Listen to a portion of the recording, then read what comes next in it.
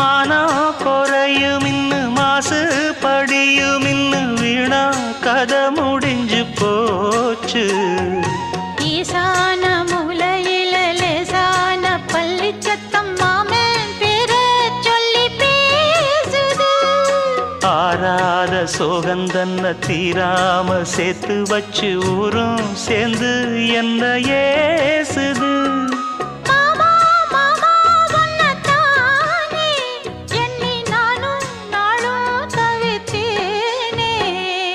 கூண்டுக்குள்ள என்ன வச்சு கூடி நின்ன ஊற விட்டு கூண்டுக்குள்ள போனதென்ன கோலக்கிளியே.